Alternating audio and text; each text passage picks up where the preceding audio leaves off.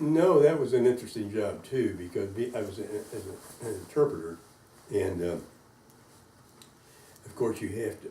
The thing about being an interpreter in the Park Service, you can't wing it. You have to. It has to be factual. You can't say, "Well, this is the way it happened." If you want to make up your own story, and they don't want that. And I spent about 6 weeks in the library there at Yorktown.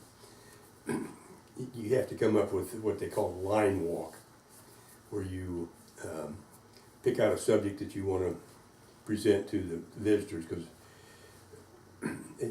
as an interpreter, they have a movie they show up there, and after the movie, people come out, and then the interpreter will take them out and to around portions of the battlefield, not very far, but just a little bit. And so you have to have a theme of what you want to talk about. And the theme that I had chosen was what I entitled, I said, everybody's heard of the song, "What a Difference a Night Made," what a difference a day makes. I said, I want to talk to you about what a difference a night made. And it was the battle when Washington decided he was going to take Cornwallis's outer redoubts or fortifications that he had there. And Alexander Hamilton was a big player in that. And so that was my theme. And then I had to go into the library and get all the information that I could about what happened on that particular night. It was October the 14th, and it was a rainy night, and things like that. And Alexander Hamilton, he was to take redoubt number 9, or number 10. The French were to take number 9. And Hamilton told his soldiers before they attacked redoubt number 10, he said, "I want you to unload your muskets." And all the soldiers were kind of saying, what's wrong here? We got to have something.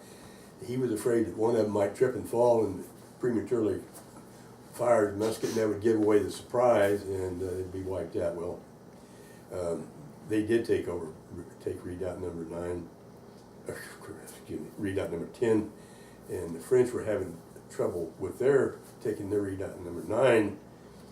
So Alexander Hamilton sent a courier over to the French commander there and said, "Sir, do you need assistance in taking your redoubt?" And of course that made him very upset. So the French were able to take that redoubt.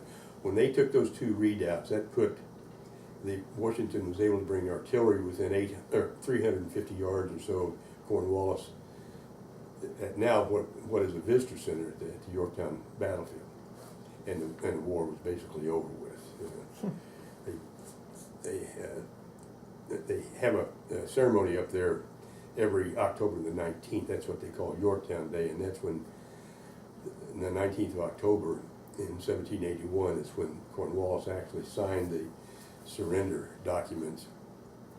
He himself did not attend the surrender because he feigned illness, because he was being somewhat humiliated. So he sent his second in command, a general by the name of O'Hare, to surrender the sword to George Washington. Well, when Washington saw that it wasn't going to be Cornwallis that brought the sword, it was going to be his second in command, he turned to Benjamin Lincoln, who was his second in command, and says, "You take this command. You take the sword. If Cornwallis is not here, I do not take it from somebody second in command. You can." So that's just some of the little sidebars that I learned all about. But again, going back to what I was saying, you have to really research it, make sure it's right.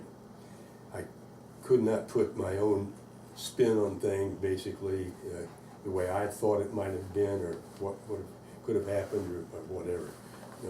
Because you'll find some history buffs that'll be in your line walk, and they will say, "But sir, I think you're not interpreting that correctly. I thought it was this way, this way, this way."